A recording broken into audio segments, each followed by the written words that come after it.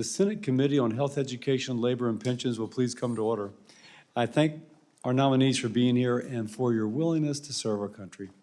The committee will hear from Mr. Jonathan Berry, nominated for Solicitor at the Department of Labor, DOL.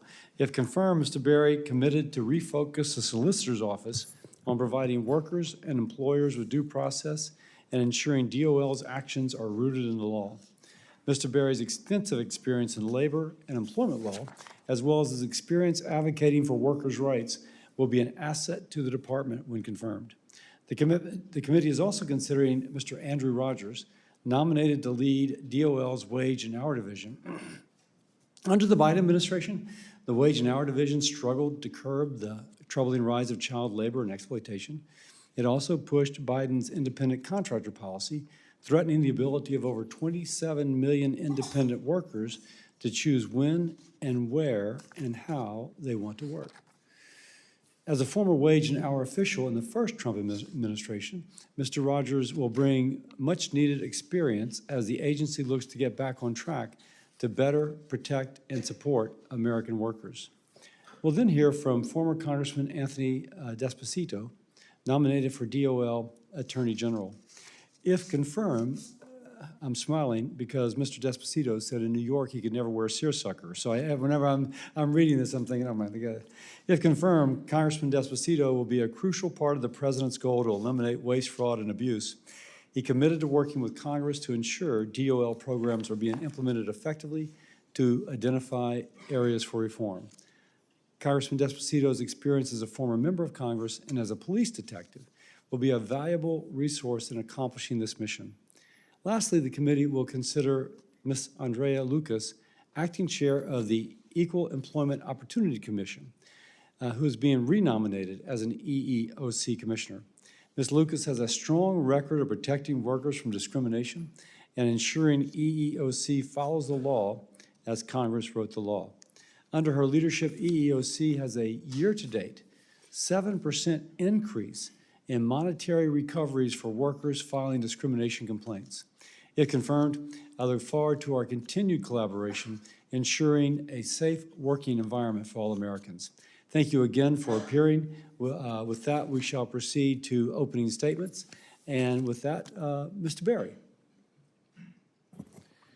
Thank you, Chairman Cassidy. Am I supposed to, excuse me, I need to give you another introduction here. I apologize.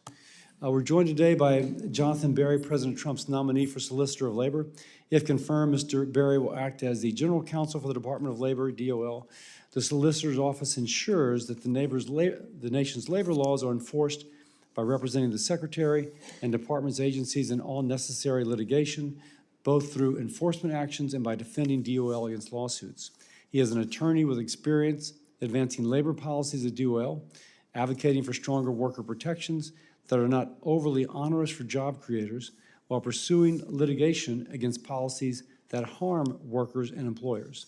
He is a Yale College graduate where he is a National Merit Scholar and a Columbia University School of Law grad. I look forward to hearing from you today. Thank you, sir. Thank you very much, Chairman Cassidy, and all the members of this committee. I will start by expressing my gratitude to God for the uncountable blessings in my life, including this opportunity to serve him and our republic should the Senate confirm me. I want to thank President Donald J. Trump for putting his trust in me to return to the Department of Labor, and more importantly, to thank him for his unflagging courage on behalf of the American people over the past decade, especially in the last year against unrelenting elite hostility and multiple attempts to murder him. I want to thank Secretary Lori Chavez-DeRemer and my old friend and colleague, Deputy Secretary Keith Sonderling, for all of their support of my nomination to return to the department we love. I want to thank my team at Boyd & Gray, PLLC, for all their love and support. My dear friend and partner, Michael, is here to represent them all. And finally, my family. My wonderful wife, Megan, is here today, allowing me to thank her personally for all that she has done to support me in over 15 years of marriage, most especially in raising up and homeschooling our precious children. Our oldest four are here, Miriam, Virginia, Simon, and Helena. And I hope the younger four have the chance to watch the stream at home with our friends and hopefully they're not setting the house on fire in our absence. I'm grateful that my brother Daniel and my sister Samantha are watching this remotely with their families. And I'm grateful that our parents, Jim and Karen Berry, could come so I can likewise thank them in person for all their sacrifices that have gone into making me who I am. My dad is an attorney, as was his father before him, my grandfather. And it was from my dad that I learned not only the value of hard work, which my mother also taught me as a successful small business owner, but that the workplace itself was charged with moral meaning. You see, employment law was always a big part of his practice, and I grew up at our dinner table hearing stories about case after case of people behaving badly in the office or on the warehouse floor. So for me, the law's influence on the world of work has always been where I've directed my attention because of my dad. That's why I've returned to the topic over and over again in my professional work, as a practicing lawyer and as someone who has tried to contribute to the policy conversation off and on for 2 decades. For me, the inflection point came in 2018 when I had the privilege to lead the department's policy office, first under Secretary Alex Acosta and then Secretary Jean Scalia. There, I focused more specifically on workers and on how to better protect them while honoring employers' essential role as job creators. I remain extremely proud of the work we were able to do, including with Keith Sonderling and my fellow nominee here, my friend Andy Rogers. In the last 5 years, my focus on the law's treatment of work has only intensified.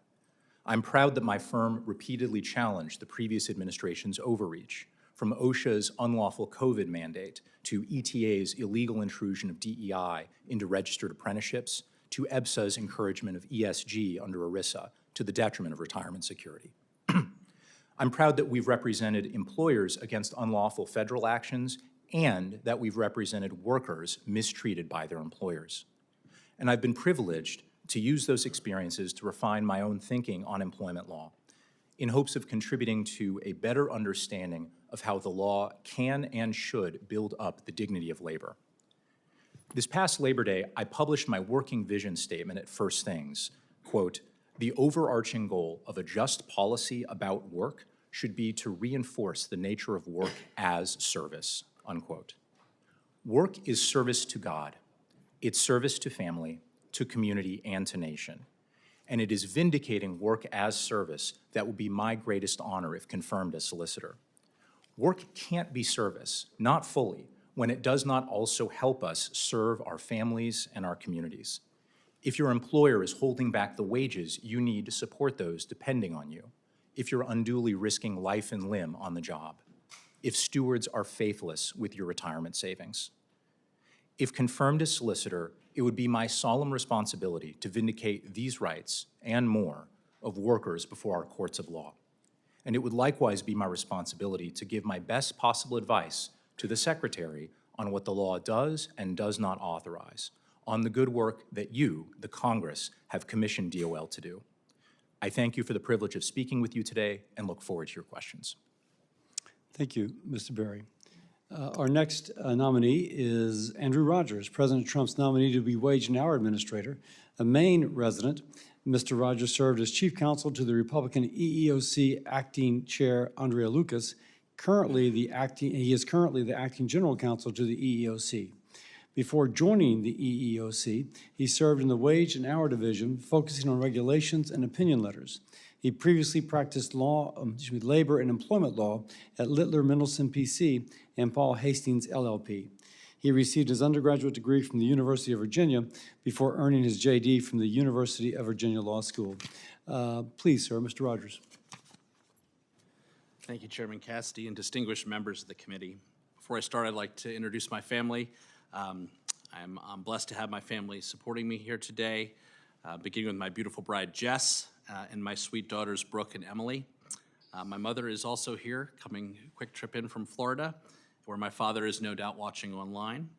And I'm also pleased to have my brother Ben and his daughter Addison also here in from Pennsylvania. Thank you for inviting us to appear before you today. I'm grateful for the opportunity to discuss my nomination to be the administrator of the Wage and Hour Division, As the father of 2 young daughters who will enter the workforce all too soon, I believe in a system in which they will be paid in a legally compliant way. And if they open their own business at some point, I certainly hope the government provides the resources they need to ensure the same for their workers. The Wage and Hour Division enforces some of America's most far-reaching and important statutes. These laws affect workers and employers across nearly every industry in every region, state, and territory. They also impact workers' families and loved ones.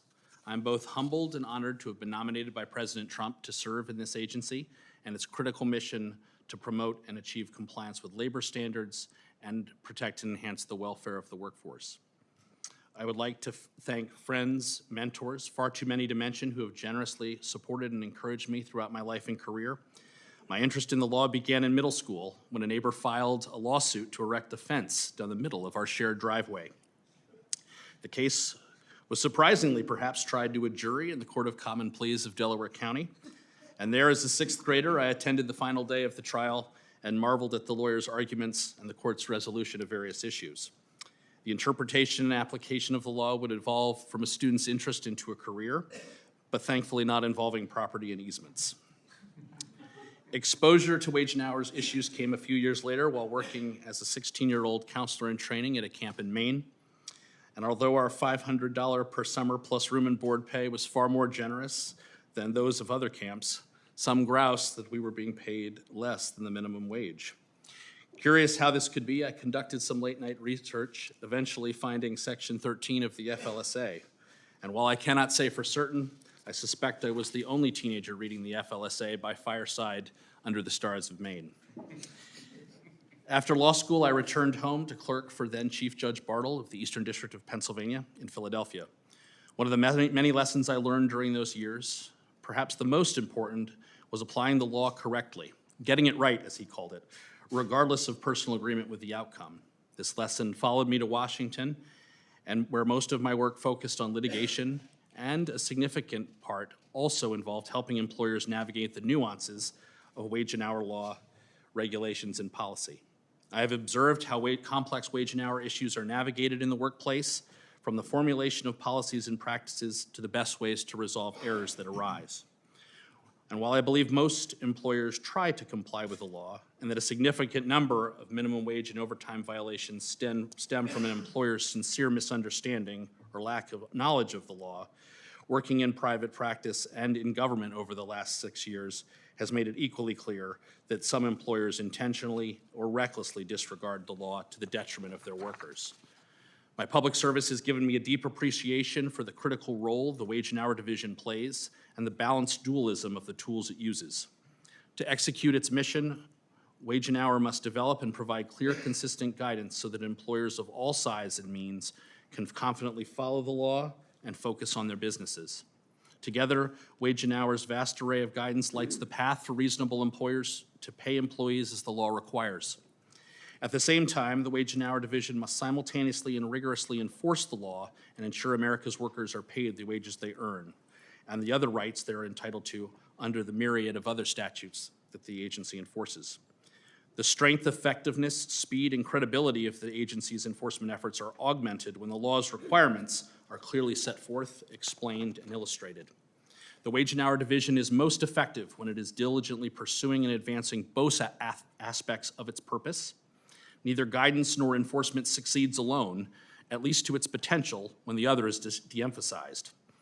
I'm committed to a strategic approach that emphasizes transparency, fairness, and collaboration. That includes providing clear, reliable information to workers and employers alike, using data to drive enforcement, and engaging with stakeholders to make informed policy decisions. In approaching these challenges, I've always been informed by a wide range of differing opinions. My door is always open. If confirmed, I look forward to working with this committee and with the dedicated professionals of the Department of Labor to promote economic opportunity for American workers. Thank you again, Chairman Cassidy and members of the committee. I look forward to answering your questions. Thank you, sir. Former Representative Anthony Despacito, President Trump's nominee to be the Department of Labor Inspector General, joins us today. The representative is a former New York City police detective, bringing a wealth of law enforcement knowledge, investigative experience, and general experience. He is a graduate of Hofstra University. We look forward to hearing from you today, sir. Thank you for joining. Thank you, Chairman Cassidy. First, I want to introduce those who have joined me here today. First, my partner in life, Cindy, my brother, Timmy, and colleagues from both local government and those who have worn the uniform in both the law enforcement and fire service. And of course, I want to say hello to my parents watching from home with my nieces, Sailor and Evie. Chairman Cassidy, members of the committee, and the American people, thank you for the opportunity to appear before you today. It is the honor of a lifetime to be nominated by President Donald J. Trump to serve as Inspector General of the United States Department of Labor. President Trump has always made one thing clear: government exists to serve the people, not itself. Under his leadership, we have witnessed record job creation, real wage growth, and a historic commitment to the American worker. He exposed the bureaucratic rot, shattered the status quo, and continues to put America first.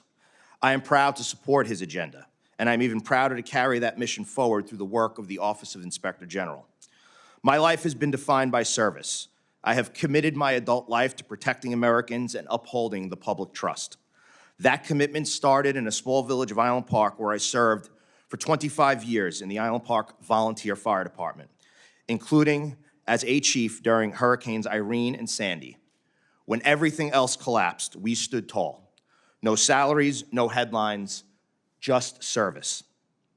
I then served over 15 years in the New York City Police Department, rising to the rank of detective.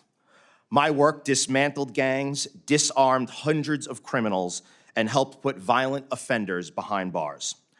I led the groundbreaking investigation Operation Tidal Wave, the first in NYPD history to integrate digital technology and social media to bring down 2 warring gangs. We arrested 43 criminals that morning for conspiracy to commit murder. We made neighborhoods safer. We changed how police work gets done across this great United States of America. Over the course of my service, I made nearly 700 arrests and was awarded more than 50 medals for bravery, merit, dedication, and excellence. Whether wearing the uniform of a firefighter or the famous gold shield of the NYPD detective, I never once asked about a victim's race, religion, politics, or income. I just responded to the call and helped, because that's what real public servants do. And I bring that exact same mindset with me today. I served as councilman and deputy supervisor of America's largest town, managing a nearly $500 million budget, overseeing close to 3,000 full-time union employees, and driving results across more than 20 departments. I served as a member of Congress. I sat on the Homeland Security, House Administration, and Transportation and Infrastructure committees, and chaired the Emergency Management and Technology Subcommittee. I was named one of the most bipartisan members of the 118th Congress. Throughout my career, I've built strong, respectful relationships with organized labor. I've been a union member my entire adult life and worked side by side with union leaders as both an elected councilman and member of Congress. Together, we passed pro-worker legislation, defended worker rights, and prioritized fair wages and safe conditions. Not partisan talking points, but real-world results. If confirmed, I will bring that same grit, independence, and accountability to the Department of Labor. We will go after waste, fraud, and abuse, not in press releases, but in results. We will protect the rights and safety of workers by ensuring that our laws are followed, our dollars are respected, and our programs actually serve the American people.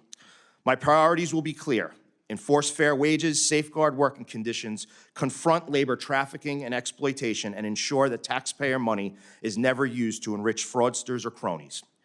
But I won't lead from behind a desk. I've made a commitment to visit every Inspector General office across this country to hear directly from the rank and file. They are the backbone of this mission, and they deserve to be heard, empowered, and supported. I also bring a unique asset to this role: strong, trusted relationships across Capitol Hill. I understand how this institution works. I've earned the respect of colleagues on both sides of the aisle. That trust will be essential in delivering meaningful oversight and transparency, not just talk, but action. President Trump has made it clear: this is the golden age of the American worker. But we will never fully reach that promise unless we root out the inefficiencies, corruption, and bureaucratic rot that stand in the way. That's the job of the Inspector General, and you have my word that that is my mission.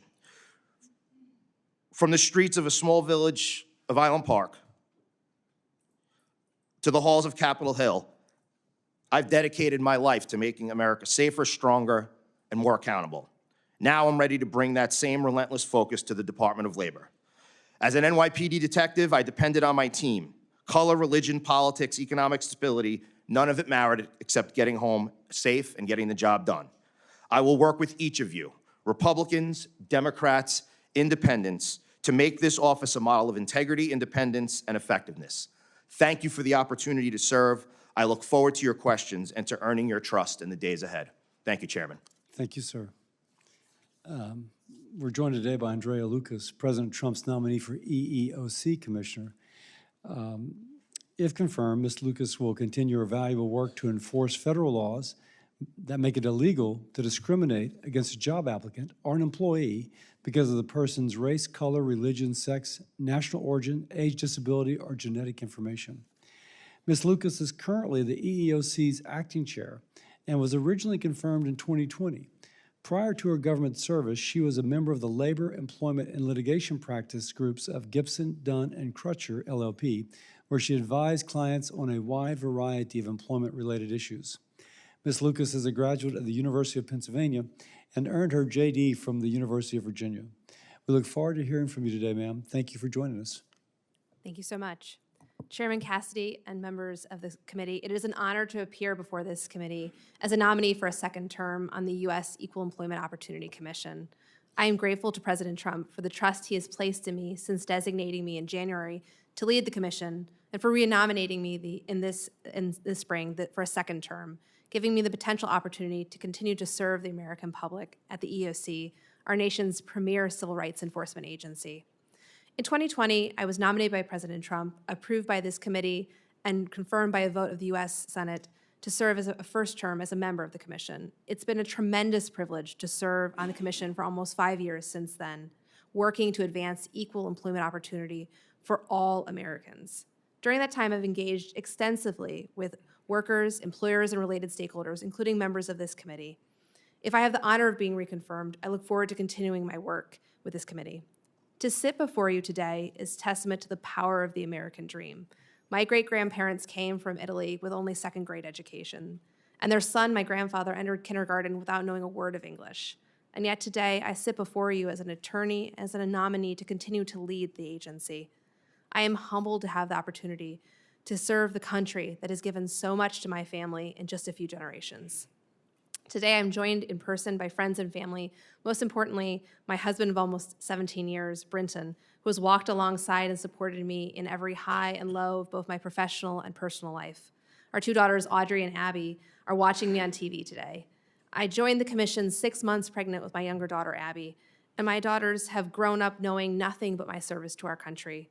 I work every day to be a role model to them as I balance dedication to our country and to them. I hope the sacrifices I have made on behalf of each better prepares me to serve the respective other. My daughters are joined in their virtual viewing by many family members across the country, including my mother.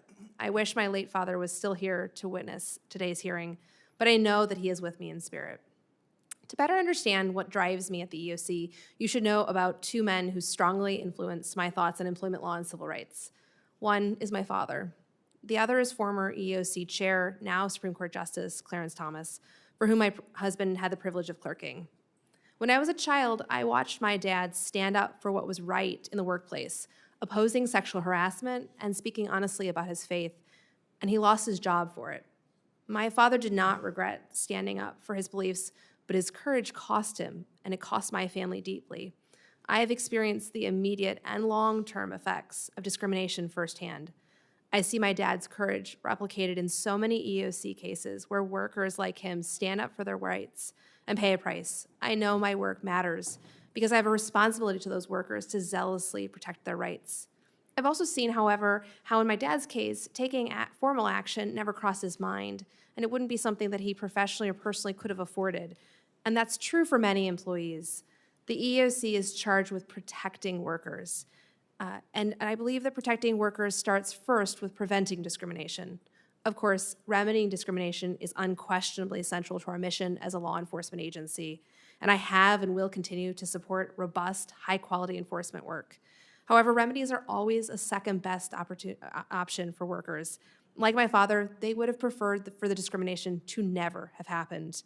I've kept these lessons from my dad's experiences in my mind during my first term in the commission and have sought to prioritize the agency's twin goals, both to remedy and prevent discrimination. With respect to Justice Thomas, I have long admired the justice and learned much from studying his time as chair of the EOC.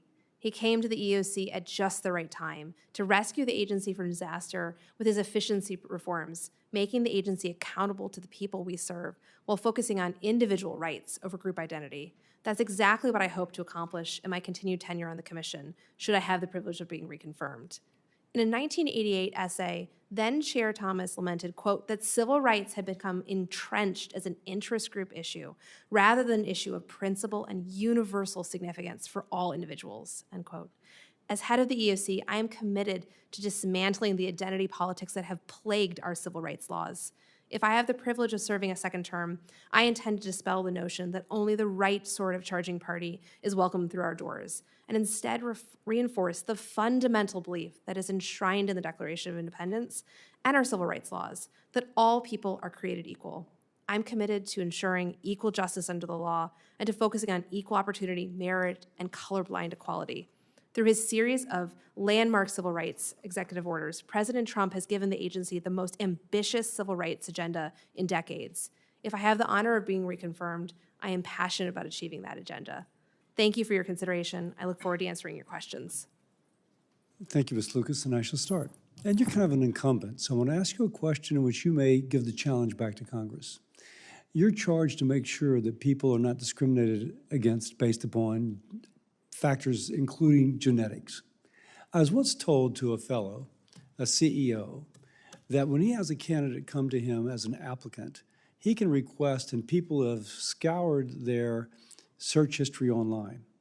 And so if they're searching for cystic fibrosis or for in vitro fertilization, as if to learn about it because it applies to them, the employer might make a decision not to hire on the idea that they are taking on a very expensive medical procedure, or maybe they have cystic fibrosis and they want to check. You see where I'm going with this? Yeah.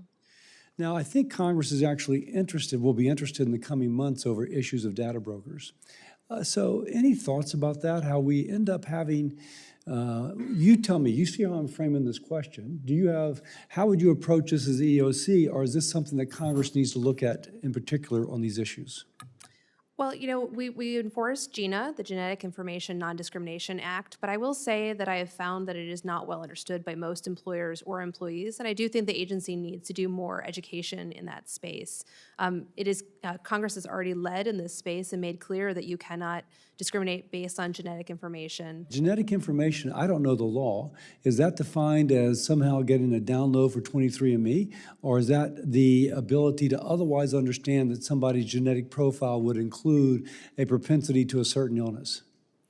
Any genetic information, I think, would be a part of that. So if the child, if a couple had a child with cystic fibrosis, and they were still in fertile years and might wish to have other children, would that be considered genetic information? Because I don't want to have the expense of covering a child who might need genetic therapy? Yes, potentially. And in fact, we authorized one of the first lawsuits that we had brought in years during my time that I voted for and was proud to support, involving, I believe it was not cystic fibrosis, I believe it was related to a blood thinning disorder, in which the company was hiring employees. In this case, in the opposite, they intentionally sought to find employees who either had this disorder or their family members did, because they wanted to be able to sell those services to them, and then they entrapped them essentially, where they would, it was really terrible.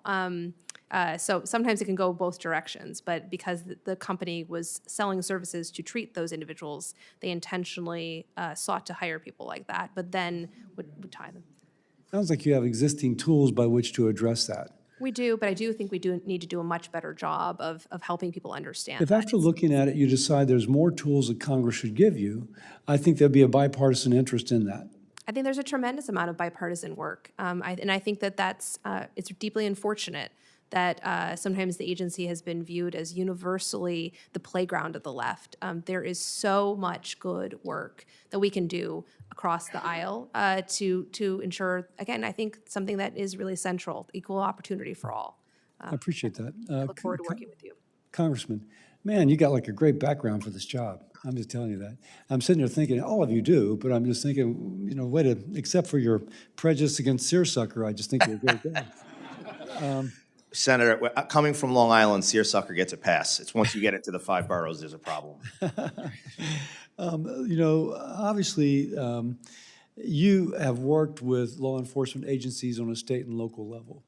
And so there's going to be a common goal between what our Department of Labor would be doing with local law enforcement as regards child labor, enforcement of immigration laws that labor places. How can, with a streamlined Department of Labor, can the OIG's office work, you tell me, with state and local law enforcement to better protect our workers and our people? Thank you for the question, Chairman. I think one of the most important things that we need to do in the Office of the Inspector General is to begin to do a couple of things. First is to actually let these state and local law enforcement agencies know exactly what resources the Office of the Inspector General offers. Second, which I think is probably equally important and I think is not being done right now, you have departments, especially in communities where the child and human trafficking is a real issue. You have giant police departments who have groups and teams set up just for this issue, and they don't even realize that the Office of the Inspector General could be a helpful resource. So I think we need to embed the Office of the Inspector General into these offices throughout the country. If we do that, we can yield real results. Appreciate that. I had questions for you too, but I'm out of time. Instead, I will go to Senator Murray. Thank you very much, Mr. Chairman. Let me just start by saying that on January 27, President Trump made an unprecedented and illegal move to fire 2 of the EEOC commissioners, Jocelyn Samuels and Charlotte Burrows, without cause. In the EEOC's 60-year history, the president has never fired a commissioner before their term expired. Commissioner Lucas, in 2021, you actually criticized President Biden's move to fire the former general counsel, calling the EEOC a, quote, independent agency. Now that President Trump is in charge, all the talk about the EEOC's independence has disappeared. These illegal firings are yet another example of the very long list of ways President Trump is weaponizing and making independent agencies political. In this case, the one Americans actually rely on for justice when they face discrimination at work. I led a letter to President Trump pressing him to reinstate Commissioner Samuels and Burrows. I urge my colleagues to join me in opposing any nominations to the EEOC until President Trump does that. Now, Commissioner, let me start with you on questions. Under President Trump, the EEOC has moved to dismiss cases they had previously agreed on by a majority vote to litigate. For example, the Commission recently dismissed a case, Lush Cosmetics, where the EEOC itself had alleged that a manager groped an employee, asked an employee for sex, commented on employees' breasts, tried to engage employees in sexual discussions, and used sexual profanities. Commissioner Lucas, was it your decision to dismiss that case? Thank you for the question, Senator, and for the opportunity to acknowledge my prior tweet and to note that I was wrong at that time. At the time that I indicated I'm that— sorry, you're referring back to the tweet about the agency? The independence of the agency, and that's directly relevant to your question because the agency is an executive branch agency. Okay, but at the time that I indicated that, I was not aware of the long record that the agency had taken that position. And therefore, it's important for, as an executive agency, us to follow the president when he directs us in an executive order to defend women's rights and to refer to individuals solely by their biological pronouns and to defend biological Can you reality. answer the question on the dismissing the case? You were acting chair of the commission when Lush Cosmetics Yes. Was it your decision to drop the case? It was my decision, in consultation with our career staff, unanimous decision of the career staff, that it was impossible to both comply with the president's executive order as an executive branch agency and also zealously defend the workers who we had brought the case on behalf. We could not balance both of those interests, and therefore we gave them an opportunity to intervene, and the case proceeds forward with those workers taking the position on their own. Well, I just want to be clear. What you're saying is that when an employee is groped, propositioned for sex, and called abject slurs at work, the EEOC will do absolutely nothing to enforce anti-discrimination laws if that employee happens to be non-binary or otherwise doesn't conform to this administration's ideas about gender. Is that correct? Respectfully, I disagree with that conclusion, Senator. What I am saying, I don't know what conclusion we come to other than that with that decision. as an executive branch agency, we are complying with the executive orders. Our doors, however, are open to all workers as statutorily required. We accept all charges, regardless of how they are framed or what they are indicated. And I've made clear in repeated statements that anyone can bring a charge. They will be treated professionally, and they will I'll receive just a say notice this of for the right. committee, and I just have a few seconds left. It shouldn't matter what someone's gender identity is. If they are harassed at work, they should be able to get the justice they are entitled to under the law. I just have a few seconds left. I want to ask you about, in December 2022, Congress passed my Pregnant Workers Fairness Act, which requires employers to provide reasonable accommodations to employees' limitations related to pregnancy, childbirth, or related medical conditions. Most reasonable people would agree that recovering from needed abortion care is a condition that is related to pregnancy. You voted against PFWA's implementing regulations, and you've indicated that you intend to revise those regulations to narrow the situations the law covers. Do you agree that PFWFA covers miscarriage-related accommodations?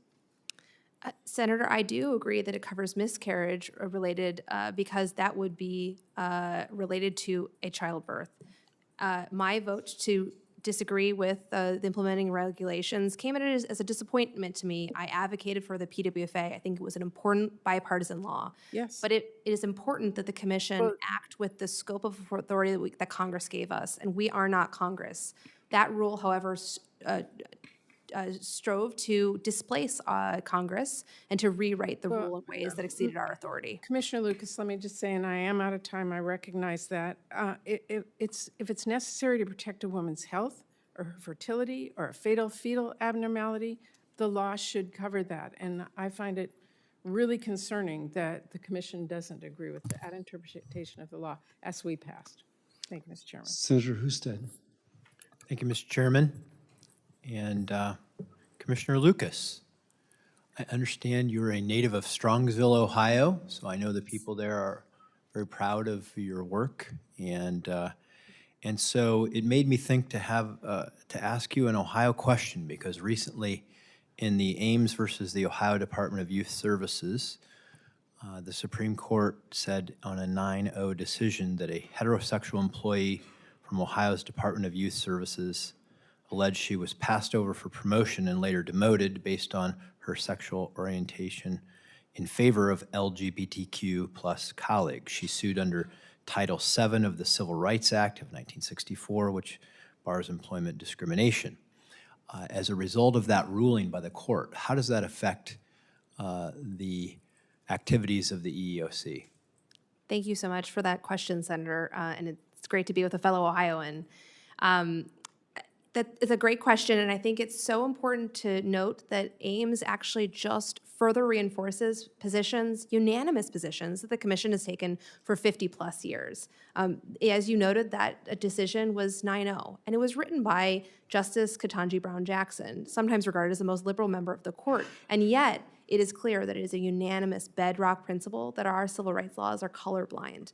So I would say that it only reinforces the long-standing work the Commission has been doing. It doesn't change our work. The Commission, and I was proud to sign on to this unanimous bipartisan amicus brief in the Supreme Court on the merits of that, joined by, again, the Biden administration Civil Rights Department, that everyone on both sides understood that no matter your sex or your race, that you should be treated equally and even-handedly by our civil rights laws. So we're just going to charge further and faster forward on that long-standing principle of civil rights law following Ames.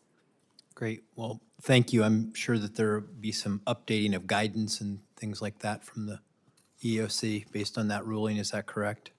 We don't currently have a quorum, Senator, and we look forward to, if I have the privilege of being reconfirmed and if I have an additional colleague so that we can have a third member of the Commission being able to move forward. But we'll continue to issue technical assistance documents, which are unanimous restatements of longstanding principles. We've already done some of that work. We released with the Department of Justice a one-pager educating individuals where DEI can lead to unlawful race or sex discrimination. The Ames decision fits perfectly into that existing document, and we issued a longer Q&A document to help employers understand their rights and responsibility in that space. Great. Thank you. Mr. Despacito, want to quickly try to get to a couple questions for you on the issue of how we are handling labor issues regarding human trafficking and the role of illegal immigration in the workplace and how, in many cases, it is in the workplace that a lot of human trafficking is occurring. Is there a role for Department of Labor in stepping up efforts on looking at how illegal activities from people who are in this country illegally and conducting human trafficking, is there a role for you to improve our labor conditions around those issues? Well, thank you very much for the question, Senator, for the opportunity. And I think that the Labor Office of Inspector General has a huge presence in human and child trafficking. And recently, I've been criticized for talking about President Trump's belief in that this is the golden age of the American worker. And I think that that term, golden age of the American worker, is not a Republican term or a Democrat term. Quite frankly, it should be an American term. And in order for this to be that golden age and to give the American worker fair wages, to make sure that the American worker has safe working conditions, to make sure that our own American children aren't getting tied up in this exploitation of labor trafficking, it is essential that the Office of Inspector General, like I mentioned in my remarks to the chairman, that we begin to work even harder to embed ourselves into local and state authorities, to work with our other federal partners to pinpoint locations throughout this country. It could be in communities that you represent, that unfortunately it's a small local police department that doesn't have the ability to address these issues. And that's what the Office of the Inspector General should do. And that's one of the reasons as to why in the beginning, if confirmed, I would love to travel to all the regional offices and hear from the men and women on the ground and what they're dealing with in this scope of human trafficking so that we can pinpoint resources and make this country safer for the American worker. Great. Thank you both. Thank you, Mr. Chairman. Thank you. Senator Baldwin. Thank you, Mr. Chairman. Mr. Berry, your name appears on the Department of Labor chapter in Project 2025. A theme of that chapter is the role of women in the workplace. The chapter reads, just a quote, DOL should commit to honest study of the challenges for women in the world of professional work. The Women's Bureau at DOL tends towards a politicized research and engagement agenda that puts predetermined conclusions ahead of empirical study, end quote. Can you name a barrier that women face in the workplace? Senator, thank you for the question. Thank you for the chance to talk about this. I want to start by identifying that So the chapter is not focused on that single issue. It's a broader context looking at the swath of labor employment issues. We can all agree on that. I'm asking about, can you name a barrier that women face in the workplace? Certainly, I think at times there's very real sex discrimination, for example. Okay. What about a barrier identified by the Women's Bureau, wage inequity? Right. So that is right. That would be downstream from a variety of issues. One of which is going to be sex discrimination. Okay. Another from that same office, the Women's Bureau, that you say has been politicized. Do you agree that access to childcare is a barrier to work for women? Access to childcare is absolutely an issue that that a lot of women in the workplace have to deal with. It's an issue for men as well. Yes. Congress created the Women's Bureau in 1920 to address issues women face at work. And through investigations into working conditions of women in factories, the agency helped establish the 40-hour work week and the Fair Labor Standards Act. This administration has proposed to eliminate the Women's Bureau. Do you support that? I support whatever the administration decides on that, what President Trump supports, but that was not one of the policy proposals discussed in the chapter that I was the lead author of. So since the administration has proposed to eliminate the Women's Bureau, you do support that? Is that what I hear? That will be, ultimately, Senator, that's a decision as between President Trump and this Congress. Okay. It's a simple yes or no question. He has proposed that. Yes, and I'm Thank prepared you. to support the president. Commissioner Lucas, I want to continue in the same line of questioning of my colleague, Senator Murray. The Equal Employment Opportunities Commission is charged with enforcing laws prohibiting workplace discrimination. However, as soon as you assumed the role of acting chair, you moved to dismiss every lawsuit filed by EEOC on behalf of workers who faced discrimination on the basis of their gender identity. One of those cases you moved to dismiss was on behalf of a farm worker on a farm in Illinois. In that case, the employer refused to call the employee by her name. Coworkers exposed themselves to her. And she was subjected to groping and sexual comments while at work. No employee should have to go through that. You moved to dismiss this case. Do you think it is appropriate for someone to be harassed like this anywhere, let alone at work? Respectfully, Senator, I appreciate your question, but the only question before me at any particular moment is whether or not I can comply with the scope of my authority under the laws entrusted to me by Congress and as an executive branch agency head, the president's directives. And the combination Perhaps of those federal things, Supreme Court precedent in Bostock? certainly, and delighted to have the opportunity to clarify the holding of Bostock. Bostock is unquestionably the binding precedent of the Supreme Court. It's entitled to respect as such. But And I've also read Bostock, so I don't need a lecture on that. But another case, a worker at an airport restaurant was outed by her manager and harassed by coworkers, which led to a customer using both homophobic and racist slurs against her. After reporting this offensive sex-based and race-based harassment to a manager, the employee immediately had her airport security badge taken away, and that was effectively terminating her position. Again, you moved to dismiss this case. Do you think it is appropriate for an employee to face this type of retaliation in the workplace? Again, Senator, I go back to my decision to have the agency dismiss those cases was made in consultation with career staff, unanimous support to that decision about balancing our obligations under the executive order defending Have women. you directed EEOC staff to code all gender identity cases as meritless charges? I appreciate your question, but unfortunately I cannot answer it as it would require me to breach Title VII's confidentiality provisions and deliberative privilege and attorney-client privilege. Senator Moody. Thank you, Mr. Chairman, and thank you to all of you for being here today and standing ready to answer very difficult questions. But if I might just take a personal moment and say thank you for serving.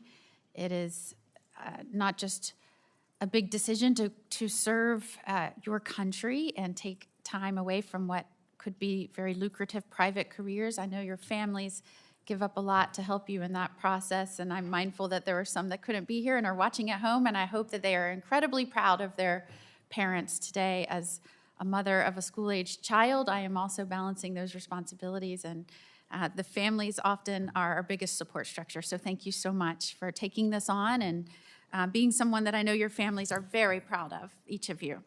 I was reflecting in preparation for today's hearing on some of the things that we had to address over the last 4 years as states. I was the Attorney General of Florida, dealing with an administration that was picking and choosing enforcement in a way to pick and choose winners and losers, and oftentimes neglecting the most tragic of circumstances, and even those of children. As Attorney General in Florida, we realized that children were being smuggled over the border and then taken the last step of the way by the Biden administration, put into the hands of quote-unquote sponsors. Many times these sponsors were taking in dozens of children.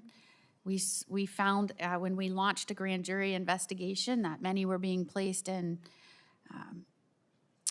unspeakable conditions, not followed up with. One was sent to a strip club, one was sent to an empty lot next to shipping containers. I could go on and on. I believe the grand jury stated that they were circumstances that were not done justice by mere words. In that grand jury investigation, they also found that tens of thousands of children were lost by the federal government under the Biden administration. And when we sought to get the Biden administration to send someone to discuss with our child welfare agency that was responsible for the welfare of children within our state, they refused to do so, refused to send witnesses to the grand jury, refused to provide information to the grand jury, as they didn't see how it would serve their interests. I think you could all understand that the interests of children that are lost into trafficking and found not only in sex trafficking but labor trafficking was what we were trying to investigate. And I know that all of you are going to serve very important roles, whether in different capacities, but I would like to offer the question that any would like to respond. Moving forward, obviously, this is of extraordinary importance. As you can tell, many people have brought this up. You have to understand what happened in the prior administration to understand how to prevent it from happening again. But I'd like to hear from whoever would like to answer the first thing that you will do in your new role, if confirmed, to address how this happened and to prevent it from happening again. Senator, thank you very much for that. I think one of the very most important things that can be done to remedy the situation of functionally open borders that we had in many respects in the last administration is to very vigorously enforce our employment laws. Our employment laws, vigorously enforced, can do a lot to stamp out the so-called shadow economy among employers who are seeking to look to exploit people who are in the country illegally. And that's a lot of these trafficking issues can be addressed in part through the authorities that I would be privileged to help enforce. Yeah, Senator, thank you for the question. I think part of the Wage and Hour Division's responsibility is to enforce, as you know, the child labor elements of the Fair Labor Standards Act, and it's a very important part of every investigation. And I think the last several years have seen the increasing amount of trafficked children who are presenting forged and otherwise, fraudulent documents to be able to support child labor. And part of the work of the Wage and Hour Division is to make sure that we're enforcing the laws against employers that are intentionally really exploiting children and are not also being exploited themselves. And specifically, unlike the last administration, if you were to find evidence of that, would you present that information to the state so that they might better oversee the welfare of those children? Senator, working with other enforcement agencies and other folks that have interest in enforcing the laws of this country is definitely something the Wage and Hour Division continues to do. Well, thank you, Senator, for the question, and thank you for your work in Florida. I think that unfortunately there are too many states and local prosecutors throughout the country that have turned a blind eye to this issue. And one of the things that I think is critically important to the Inspector General is hopefully upon confirmation is to taking a real look at what personnel and what resources are being allocated to child and human trafficking. And if it's not enough, we need to adjust it. And like I said to a couple of questions, I think the collaboration between prosecutors, whether it's on a state or a local level, and the work that you can do with local law enforcement agencies is really how to get this job done. Nobody knows their communities and who's doing what in those communities better than local cops, local investigators. And I think that the inspector generals have failed in really embedding themselves into those communities. And I know your background with law enforcement, et cetera, but communicating with child welfare agencies of the individual states is of utmost importance. Absolutely. Thank you. Senator Hessen. Well, thank you, Chair Cassidy, and congratulations to all of the nominees, and thank you for your willingness to serve, and thank your families for supporting you. My first question is going to go to each one of you. To all of you, I want to ask you a simple question. If directed by the President to take an action that would break the law, would you follow the law or follow the President's directive? Mr. Berry.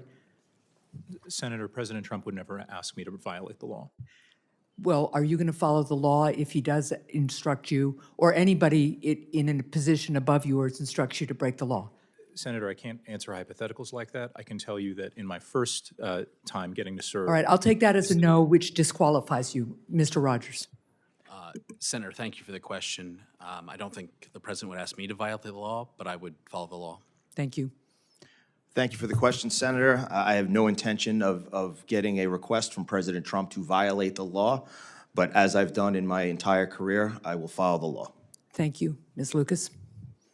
As the other nominees have noted, I'm confident the President would never ask me to violate the law. I've served in both the first and second Trump administration. He has never and would never ask me to do so. I'm committed to complying with the law. I'm glad you're committed to complying with the law. I will note that the President and Mr. Vogt have refused to follow the Impoundment Control Act of 1974. He has pardoned people who were convicted of assaulting law enforcement on this campus.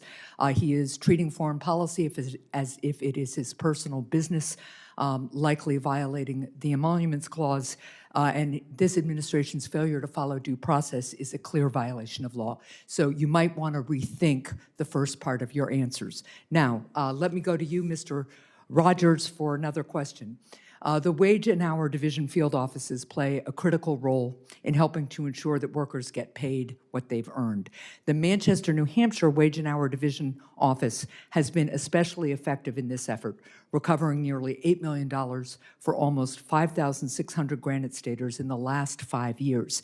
Yet in March, DOGE terminated the lease for this office, the only such office in New Hampshire, effective August 31st, without any indication of whether there is a plan to continue having an office in New Hampshire. So, Mr. Rogers, if confirmed, will you commit to reviewing this action by DOGE and working with my office to keep the Manchester Wage and Hour Division office open? Senator, thank you for the question. If I have the privilege of being confirmed, I'm happy to look into it. I don't have much insight into it now, not being in the building, but I'm happy to look into it and follow up with you. I would look forward to that very much. This is kind of a classic DOGE thing. They terminated an office. They haven't indicated any kind of follow-up in terms of what workers in New Hampshire are supposed to do to make sure that their wages and hours are protected and that their rights are protected. And I would look forward to working with you on that. Representative Esposito, earlier this year, President Trump illegally fired the Department of Labor's Inspector General, along with several other inspectors general. Again, another example of the president not following the law. Do you support the firing of inspectors general without the president first providing the required statutory notice to Congress? Well, thank you very much for the question, Senator. I believe, I'm not an attorney, but I believe that a court recently upheld President Trump's decision to fire the inspector generals. Do you support his doing it without providing the required statutory notice to Congress. I support that the American people elected President Trump to lead this country, and if President Trump decided, if I was confirmed, to dismiss me, I would understand. Talk to me about your understanding of the role of Inspector General and the importance of independence from political influence, because that answer, the notion that you work for the president and not the American people, in an Inspector General's role, is a concerning answer, because there are Inspectors General who have worked for multiple administrations, finding fault in multiple administrations of both political parties, and that's the whole point. They're supposed to be independent. So talk to me about your understanding of the role. Well, thank you, Senator. I'm well aware of the role of the Inspector General, and just as I have in my entire career, I plan on, if confirmed, leading the Inspector General's office without fear or favor.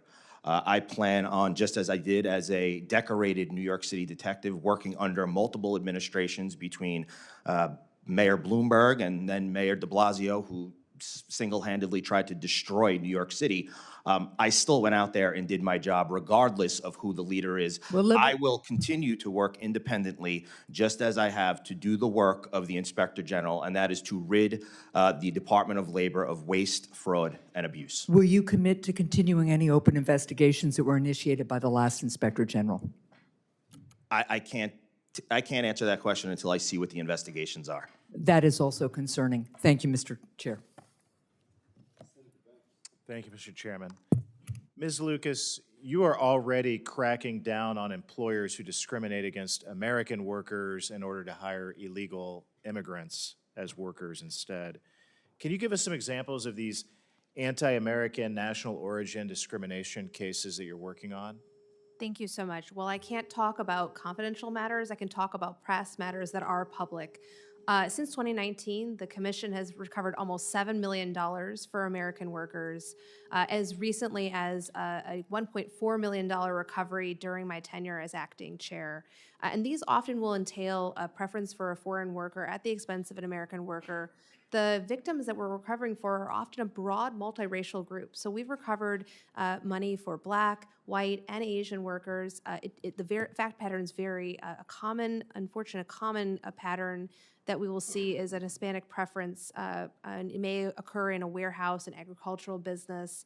And to be clear, the employers are often victimizing the workers that they prefer as well. They view that that the worker may be less educated about their employment rights or more vulnerable to abuse, and therefore they prefer them over the American-born or local workforce. But regardless of their motives, it's still unlawful. So we've really had a lot of success in that space, and I think we have a significant caseload to support more of that. On that note, the EEOC has been bringing national origin discrimination cases for years to protect groups of workers. And as you said, whether they are Black, white, Asian, or another race, your predecessors rarely spoke up about what they all had in common, which is that they're American citizens. Can you walk me through some of the trends that you're seeing on that front in cases like those, and what motivates that discrimination? Yeah, it can be found in almost every industry. How it plays out varies. I think that when you look at warehouse businesses, agricultural, manufacturing, it is often Hispanic preference, but sometimes it is another preference for foreign workers. Either way, it is often motivated either by racial bias, the assumption that a particular racial group that you're bringing in of an immigrant will be more motivated than the local white or Black workforce. And sometimes it's motivated by economic arbitrage, the sense that you'll be able to pay them less because at any point you could deport them. We've seen everything from, again, Hispanic worker preference to importing workers from the Philippines that they can, on visas, that they can, at the moment's notice, get deported, revoke their visa, or move them all over the country. We also have seen it in the tech industry in particular with preference for H-1B visa workers at the expense of, again, local workers. So it can come up in both high-skilled workforces as well as your frontline manufacturing jobs. It can also come up in terms of company towns, where instead of employing hardworking Appalachian workers that are in your local communities, you are again importing foreign workers, decimating those towns and creating kind of a captive workforce again. It's a serious problem. I recently introduced the Restoring Biological Truth to the Workplace Act to protect workers' rights to use single-sex bathrooms and shield them from retaliation by employers when they say things like there are two sexes, male and female, which is common sense. How did the Biden EEOC encourage that type of discrimination, and how are you combating it? I think this is a place where the Biden administration absolutely weaponized the EEOC. I think the agency has done a lot of bipartisan work in many other areas, but in gender identity, there's a tremendous amount to roll back. The agency exceeded its authority by passing a harassment guidance, which I dissented to, taking the position that essentially abolishing single-sex spaces and preventing individuals from being able to use biologically real pronouns and declaring that that would be harassment. The agency, however, does not have substantive rulemaking authority. We don't have the ability to create rules. That's Congress's rule in Title VII. And my dissent, I think, was recently vindicated. A federal court vacated those portions of the harassment guidance. And we've noted that vacatur accordingly. I won't be able to formally roll back that guidance until we have a quorum. Should I have the privilege of being reconfirmed? Should we have the privilege of having an additional commissioner on the commission? But I am committed to doing that.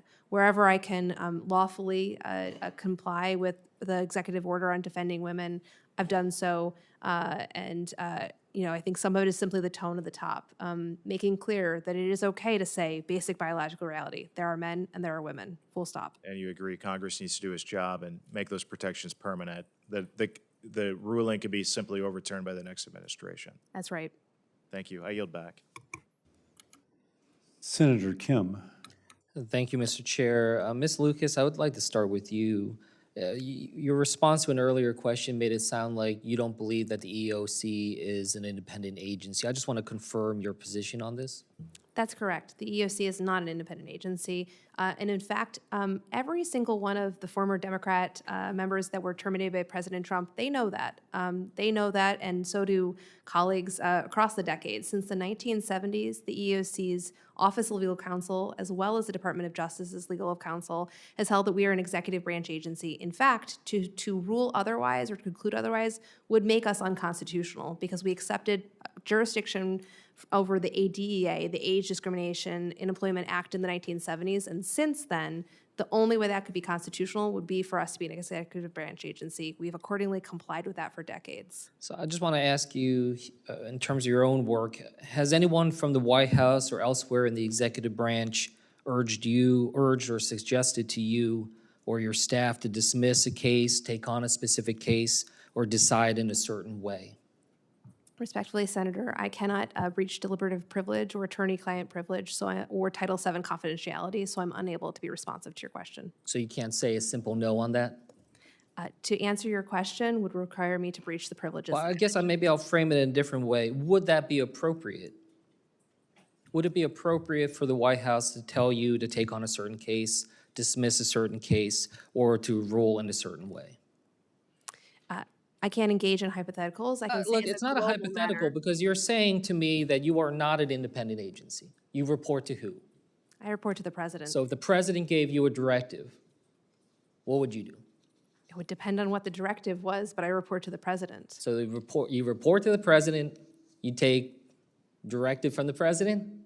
I do take directives from the president. Correct. Yes. So if the president issued a directive saying that he wants you to take on, and look, I will just say whoever the president is, because if you go through this term, it could very well be another president, you have to follow that directive. If the president gives me a lawful directive, which I'm confident that he would do, then I would obey that directive. And I think it is entirely appropriate for the president to direct the enforcement actions of the agency. So it's entirely appropriate for a president to tell you that the president wants you to dismiss a particular case. Again, the president directed us to comply with the law, and we're doing so. Is it within the law for you to be able to dismiss a case? The agency has prosecutorial discretion at all times. Correct. So I just want to point out the damages and the challenges of what happens if you are moving away from this idea of some independence. The EEOC is founded upon this idea of protecting rights for all Americans, correct? It is. The civil rights for all Americans. Yes. So there comes a problem, though, if your agency does not have credibility as being one derived from a sense of fairness and instead can come at the whim of potential coercive influence or political whim. So I just want to point out to you where I see the faults of what you're saying in terms of EEOC not being an independent agency. I think the American people will lose credibility, lose trust in the EEOC because you have a very particular role. And I wanted to be able to explain to you and the American people what the problem would arise in. You know, the fact that you are saying that the president is your boss, that you take direction from the president, and if the president tells you to dismiss a case or to go after a particular employer or to rule in a particular way, I just find that to be a dangerous place for us and our government and our democracy. Respectfully, decades, for 30, 40 years, the agency has taken this consistent position. It's done okay in that time, and I'm confident it'll continue to do okay. But I think the American people should be delighted at the idea that President Trump is leading with an amazing vision for civil rights for all Americans, and that should thrill them. That he is, again, as many have said, seeking to restore the golden age of worker and dismantling the identity politics that have been present far too often at the EEOC. Well, I just want to remind you that, you know, your boss is not the president, your boss is the American people, and that we swear an oath to the Constitution, not to a particular president. And I will hope that you fulfill that oath. With that, I'll yield back. Senator Hawley. Thank you very much, Mr. Chairman. Congratulations to the nominees. Thank you all for being here. Mr. Rogers, let me start with you. As you might know, on the 6th of May, I sent a letter to the Secretary, Ms. Chavez de Remer, on a topic that's extremely important to me and to my state, and that's illegal child labor. I relayed to the Secretary whistleblower information that I have received from an employee at Tyson Foods alleging that that individual employee had witnessed underage labor in a Tyson's plant. That same whistleblower also had information regarding other underage employees at other plants, and this is by no means an isolated incident. The New York Times even has done a comprehensive series of stories on underage illegal child labor in various poultry processing plants around the country, including Tyson Food. Now, I'll tell you why it's particularly irksome to me, because Tyson Food unceremonially closed 2 major plants in the state of Missouri after telling our workers and farmers they would remain open. They canceled contracts with our farmers, putting many of them into bankruptcy. They fired all of the workers, sending many of them into destitution. And what we learned instead is that Tyson is happy to hire and use illegal, I mean, hire is the wrong word. They're happy to use illegal child labor in their supply chains. So they're punishing Missourians, they're closing our plants, they're breaking our contracts, but they're hiring illegals and they're using child labor. So let me just ask you, are you familiar, broadly speaking, with these reports as it regards Tyson and other poultry processors? Senator, I'm generally aware of the reports, but not the particulars that you mentioned. Well, following my letter to the Secretary, the acting head of the department, the division that you are now nominated to fill, responded to me and said the following: protecting children against illegal child labor is one of the top priorities of the department and the Wage and Hour Division. Wage and Hour investigates every actionable complaint, tip, and referral about child labor violations, takes those allegations very seriously. He went on to say that the Wage and Hour Division is engaged, I'm quoting now, the Wage and Hour Division is engaged in ongoing investigations of Tyson Foods and its contractors under the FLSA. So let me here's my question for you. Should you be confirmed, will you continue WHD's open investigation of Tyson Food? Well, Senator, I can't comment without knowing more of the details, but I certainly commit to continue to investigate offensive child labor wherever it may be. Okay, good. And let me just ask you a little more specifically, what actions would you anticipate taking to ensure that illegal child labor is not possible in this country in the year 2025? Well, Senator, there's a lot of ways in which the department can focus on continuing to do, as Secretary Chavez DeRemer mentioned, to double down on enforcing against oppressive child labor. And one of those ways is to use the resources that we have and to use the data that's available to drive down where those violations are most likely, take tips such as yours, and to move forward as aggressively as possible to make sure that we can eradicate unlawful child labor in this country. I just want to emphasize to you that this issue is of the highest importance to me. I think it is absolutely unconscionable that we have child labor being used widely by these mega corporations, and I'm particularly incensed that it has happened to the detriment of Missouri workers. I don't like being lied to, and I will tell you that the CEO of Tyson Food has lied to me, and he has lied to the people of my state. And I don't like it being lied to and then having the law broken in front of my face, flouted in front of me. As a former prosecutor, it irritates me, it rankles me, it infuriates me.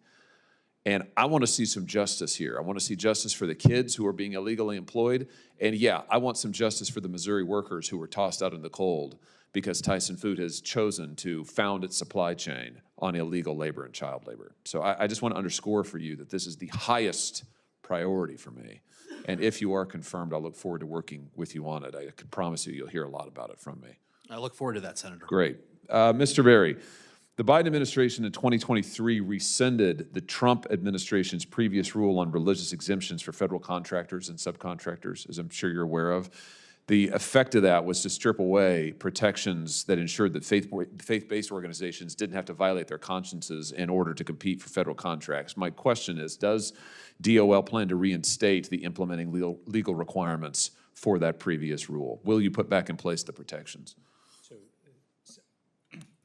Senator, religious liberty, including in the practice of business and contracting, is of the utmost importance under the Constitution and my personal views. That will be, I think it's a serious issue that will have to be worked into the department's larger plans for federal contractors. But will you advocate for it? I will absolutely support robust protections for religious liberty. Good. Well, I see my time's expired, and I never go over my time, Mr. Chairman. That's a joke. I'm sure the other nominees are just devastated I didn't get to ask you questions, so I'll have some more questions for you for the record. Congratulations to all of you. Thanks for your willingness to serve. Thank you, Mr. Chairman. Senator Blunt, Rochester. Thank you, Chairman Cassidy, and thank you to the nominees for being here. Congressman, I'd like to start with you. You shared that you're a union member and pro-worker rights. Do you support the Davis-Bacon Act? I do. Thank you. Mr. Rogers, I heard concerns from Delawareans about the Trump administration's commitment to the prevailing wage, and it's critical that we support fair pay for workers. If you are confirmed, will you commit to fully and fairly enforcing the Davis-Bacon Act that requires construction workers to be paid equitably on federal construction projects? Senator, yeah, I would commit to enforcing all of the statutes, including the Davis-Bacon Act, that are within the purview of wage and hour. Thank you so much. Commissioner Lucas, I want to turn to you. As you know, the EEOC was created as part of the Civil Rights Act in 1964, and a core part of the EEOC's mission is to advance equal opportunity for all. Do you agree with this mission, yes or no? Absolutely. And when it comes to protecting workers from harassment, let me ask you this. Do you think verbal and physical abuse in the workplace is wrong? I do. I want to kind of zero in a little bit and follow up to my colleagues' questions. On the first, in the beginning in January, the Trump administration issued an executive order attempting basically to erase trans and non-binary people from federal protections. And in the time since, the EEOC, under your leadership, has dismissed 7 lawsuits filed on behalf of trans and non-binary workers who filed these cases because they endured unwanted touching, verbal and physical abuse, and ultimately were either forced to quit or were fired. Not specific to those cases, and following up on what you said about President Trump's vision of civil rights for all people, do you believe trans people are protected under Title VII of the Civil Rights Act of 1964? Basically, are they included, trans and non-binary people, as part of your the vision that you said the president has for civil rights?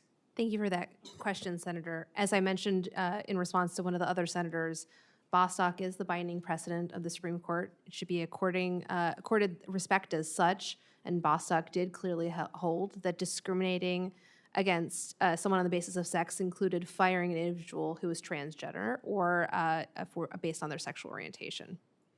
So, meaning they are part of all people that should be protected. To the extent that someone has been terminated based on their transgender status, they are protected by Bostock's interpretation of Title VII.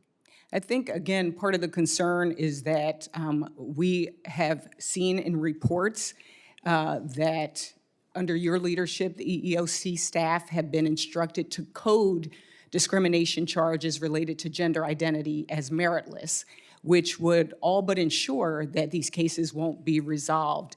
Are these reports accurate? I respect your question, but unfortunately, I can't speak to our investigative processes that would require me to breach Title VII's confidentiality provisions and deliberative privilege. You haven't spoken to them, but other employees have. And if this is true, this is a major problem. To carve out any group, including trans people or non-binary individuals, would be antithetical to the mission. So as I look at this record, in just the short time, lawsuits have been dismissed, resources have been erased on your website for LGBTQ plus workers. People have been intimidated, law firms that are perceived as advancing diversity, equity, and inclusion. And all of this has just been in the short time. And that's without your full authority of being confirmed chair. This causes a lot of concern. I think there are a lot of people in this country that from day one, the executive order, we talk about being colorblind, but people are feeling erased.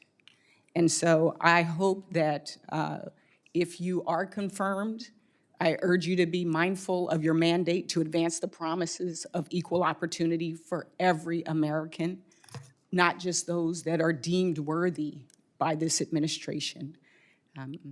With that, I yield back, Mr. Chairman.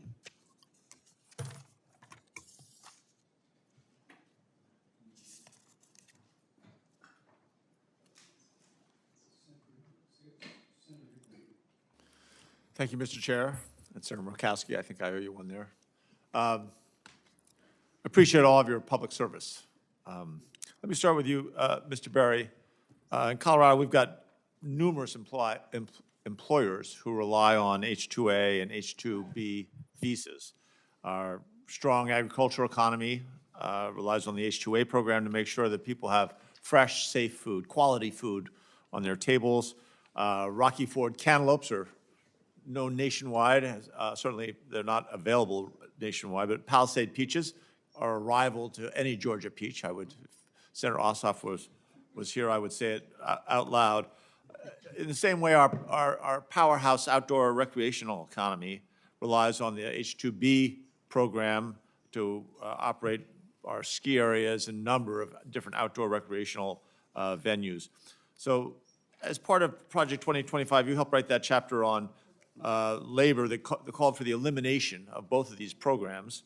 I don't know how we can find the domestic labor to fill these roles. If you ask any farmer, we're offering $22 an hour to people come pick peaches, and we cannot get the labor to do that. Both these programs are not perfect. I'm not saying they couldn't be improved, but they provide a much needed and necessary workforce. And these visa holders contribute to our economy and then return home to their countries. This is not the problem that the president campaigned on. So if confirmed, are you going to push for the end of H visas at the Department of Labor? Senator, I appreciate the question. My discussion of the topic, as you say in that book chapter, was part of my ongoing attempts at contributing to the policy conversation on these issues. As I know you're aware, My role, if confirmed as Solicitor of Labor, is not a policymaking role. My role would be one of being one to help enforce the law and to keep the department within its legal bounds to the best of my abilities. Well, but would you advocate? I mean, that's fine. And if so, if you are going to advocate, what would you suggest to the secretary? How would you fill these labor gaps? Well, so, Senator, again, what I would say there is, again, first of all, this is primarily a policy conversation. Secondly, I think we are. I think there are obviously some ongoing conversations in this space, including we're seeing kind of in real time what the labor market effects are as, for example, the Trump administration has been enforcing our immigration laws, and so we're starting to see shifts in those labor markets, which I think need to be studied in order to understand. The last thing I did want to say about the policy proposals was it was not an advocacy for any sort of immediate cessation. These were supposed to be thoughtful, targeted, sort of capped and predictable phase downs over a lengthy period of time, and in the agriculture context, supported specifically by investments in agricultural production improvements and technology that can improve the productivity of American workers, productivity being the thing that allows greater wage growth. I hear you. Mr. Rogers, in 2023, the Department of Labor leveled a $1.5 million civil penalty against Packer Sanitation Services, one of the largest food and sanitation service providers, after they found children were working with hazardous machines and cleaning dangerous powered equipment. In response to the Packer Sanitation case and additional reports, Senator Padilla and I both pressed the CEOs of 37 major companies who'd been accused of participating in exploitive child labor practices. And we pressed them. Our letter demanded that the companies take immediate steps to cease these practices. Obviously, Senator Hawley has been talking about child labor as well, and I couldn't agree with him more strongly. During the Biden administration, the Wage and Hour Division launched a National Child Labor Strategic Enforcement Initiative to prioritize investigations of the most egregious and exploitive child labor violations. So, Mr. Rogers, if confirmed, what's your plan at Wage and Hour to root out illegal child labor practices? Thank you, Senator. And as I had responded to a previous question, I think following what the department has already begun, the Secretary has said she intends to double down on enforcement of child labor, and that is something that the Wage and Hour Division is something that will continue to do and use the resources that are available, the data that's available, to continue that important work.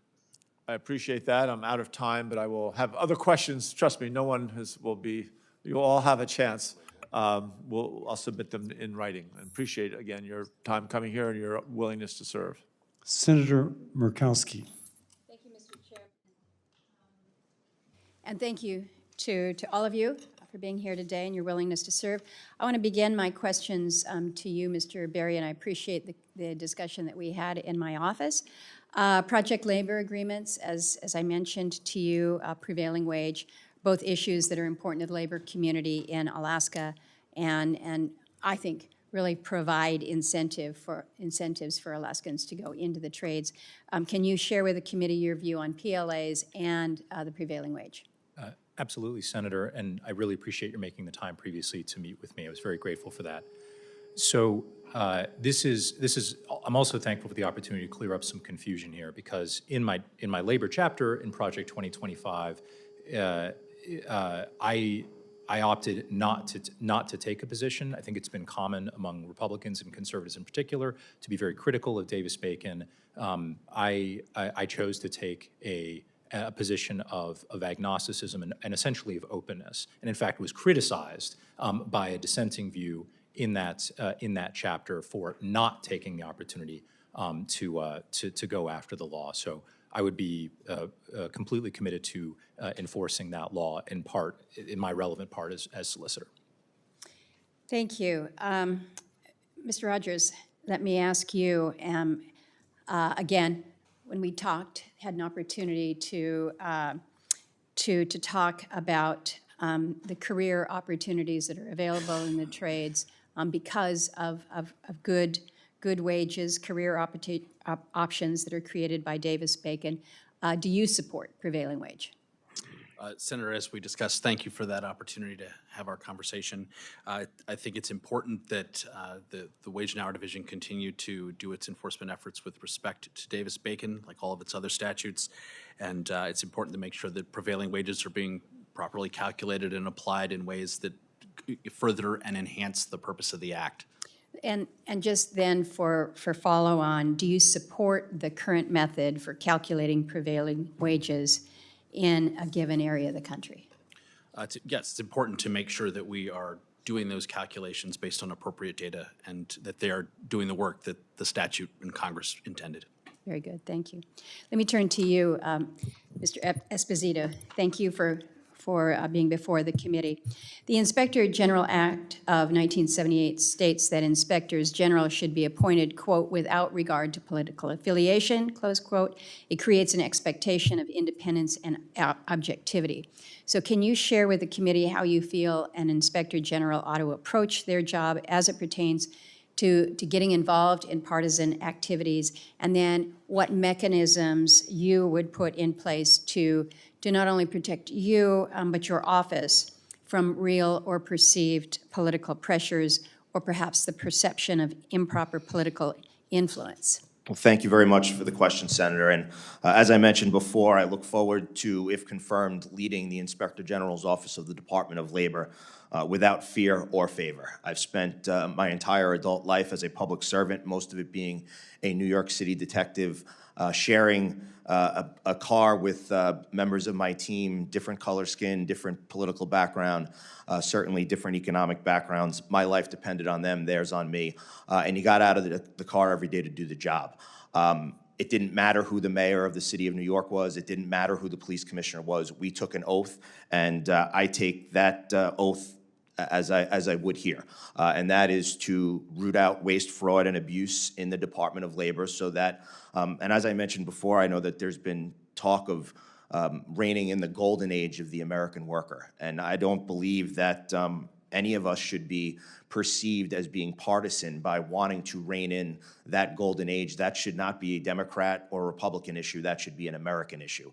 And I think the work that we need to do in the Inspector General's office is to make sure that the workforce, in order to receive fair wages, in order to be have safe work conditions, in order to eradicate child trafficking and exploitation in labor, we need to make sure that all those resources are dedicated. And if confirmed, I will, like I mentioned in my opening statement, travel to each of the regional offices and hear from the men and women on the ground to find out what is actually happening, what we can do better. And quite frankly, I think that they need to feel that they're heard and that they're believed in, and that would make it a more efficient and more productive Inspector General's office. Well, and I appreciate what you've shared at the end. I think it is critically important that it be perceived that within the office, there is no political judgment, there is no political bias, and that people feel that they will be treated and judged fairly in all accounts.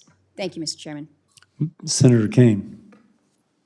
Mr. Chair, and thanks to the witnesses. Congratulations on your nominations. First, Mr. Chair, I want to ask unanimous consent to enter into the record 4 letters from more than 80 organizations opposed to Mr. Berry's nomination and 4 letters from more than 60 organizations opposed to Commissioner Lucas's nomination. Without objection. Thank you. Commissioner Lucas, thank you for what you're doing in a situation that's sort of intolerable and that I believe is intolerable, serving as the chairman of a commission that's supposed to, by law, have 5 members and only has 2. And you don't have a quorum, and that's not your fault.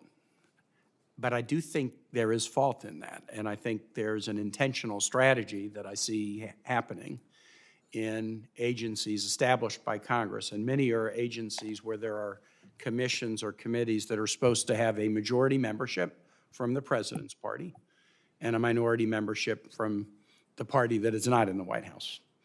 And that's to try to create some notion of balance, but also recognize that winning the White House confers the ability to have majority representation on these committees. But what I'm seeing my colleagues do, and the White House as well, is fire Democrats, as 2 were fired on the EEOC, not nominate people to have a quorum, or when they are nominated, not nominate the Democratic members. We have had a series of votes on the floor this week, not with respect to the EEOC, but other organizations like the FTC, where the tradition that has been honored by all Republican presidents and all Democratic presidents of having a full commission with a full quorum, with a majority from the president's party, that has been honored in this body for a very long time. But this year it's not being honored.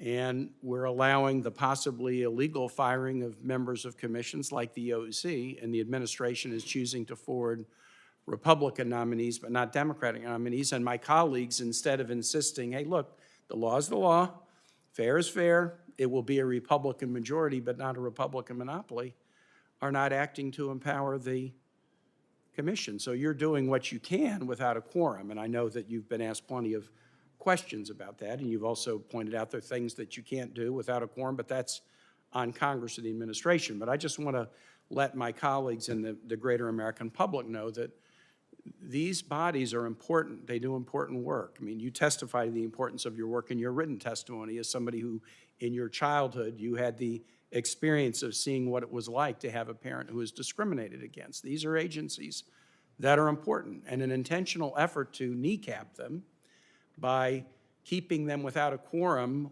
or hyper-partisan them by refusing to nominate members of the minority party does a disservice to the important mission of each of these agencies. And I just wanted to bring that to everyone's attention. Again, that's not on you, that's on the president and on this body, which has the power under Article 1 to offer advice and consent on presidential nominations. Mr. Berry, I do have a question for you.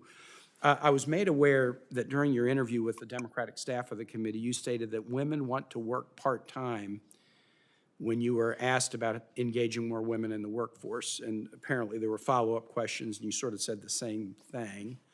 How many women in this room work full-time? Raise your hands if you're a woman who works full-time. Okay. I see a number of hands going up among the women in the room. Behind me and here, I'm seeing some over in the other room who are raising their hands. I mean, do you think that like part-time work is sort of more of a woman's thing? Senator, I appreciate the chance to clarify that. That was in fact not what I said. What I said was that labor market surveys of various types, I was thinking of some recent ones by American Compass in particular, had revealed that a very substantial number of women in the workforce, or excuse me, just women in America, have a stated or revealed preference in favor of a greater amount of part-time or flexible work. That's sort of nothing more, nothing less. This was not a categorical statement about women at all. It was a survey-driven, data-driven observation. So there are men who want to work part-time and men who want to work full-time, and there are women who want to work part-time and women who want to work full-time, and the opportunities that are available to men and women should be equal, correct? 100%, Senator. And you would acknowledge, as somebody who's worked in this area professionally, that there are still significant barriers to women in the workplace, correct? Yes. Now, that puzzles me, though, because I understand in response to a question from Senator Baldwin earlier, and I might have gotten this wrong too, so you can correct, that you do support eliminating the Department of Labor's Women's Bureau. Is that correct? So, Senator, what I said was that I support the president's decision in terms of the agenda that he chooses to put forward, but I've not personally advocated for that. I'm over time. Thank you. Thank you so much, Mr. Chair, and thank you so much to the witnesses for being here today. I just have a couple of questions. Those questions are for Mrs. Lucas, and I'm really happy to be able to ask a few questions today because in this administration's words, I really believe we need radical transparency when it comes to individuals who will be entrusted with enforcing civil rights protections. Now, your Twitter bio says that you are, and I quote, advancing colorblind equality. But in September of 2023, you voted against authorizing litigation against Tesla for racial discrimination. In that case, the commission alleges, and I realize that 3 of the 5 did eventually vote to advance that case to litigation. But it alleges that since 2015, Black employees at Tesla's Fremont manufacturing plant have routinely endured widespread, ongoing, and I would say egregious racial harassment. So I wonder if you can just tell us about your vote. Why did you vote against remedying this pervasive and unlawful hostile work environment? Thank you for the question. While I can't answer your question directly because I can't breach confidentiality or deliberative privilege, I can say that I have voted for numerous cases involving egregious racial harassment that has been brought against workers of all races, Black, white, Asian, Hispanic. It doesn't matter who they are. No one should be judged by the color of their skin. I approach each litigation matter that we vote on based on the specific facts before us and the law as it applies. So that is the global way I approach everything. It's inherently No, I'm not asking you to breach any privilege here. This was a public vote that was taken. I'm not asking you to comment on the litigation itself. I'm just interested in what your own thoughts are that caused you to take that public vote. And I note that you have spoken about some of the other internal decisions, talking about which ones were unanimous, for example. So you have spoken out about some of what happened internally. So I'm not asking about the litigation. I'm asking about, in your own mind, your public vote that you were taking. Can you just explain what you used to make that decision? Again, respectfully, Senator, I can acknowledge specific votes. I can acknowledge when I've made a dissent public. I can acknowledge if a vote count, but I cannot talk about the deliberative privilege that went into a particular decision to vote in a particular manner on a litigation matter. I think it's interesting to call it deliberative privilege. I mean, it is what your mindset is regarding the information you heard. And in this case, a federal judge allowed that EEOC case to proceed, saying that the complaint had done more than enough to demonstrate the racial harassment at the plant, and the culture in this Tesla workplace was so hostile and so pervasive that Black workers at the plant were repeatedly being subjected to racial slurs, including the N-word, racist graffitis, cartoons, and even more offensive, nooses that were being hung throughout the factory. And this is one you voted against. And so the reason I'm asking this question is I am concerned about whether, if this doesn't rise to the level of a Title VII Civil Rights Act violation, I just wonder whether you can, explain to me, in your own mind, why didn't this rise to the level of a Title VII violation? Again, respectfully, every litigation matter consists of presentations by career staff and the internal workings of the commission. I cannot reveal the information that was provided to us, the matters that we concluded, the factors that we bring. All of those things are protected by privilege. I can point to my voting record on behalf of any number of Black workers who I have been proud to vote in support of litigation filed on their behalf, including ones involving nooses, including slurs, including the use of the N-word.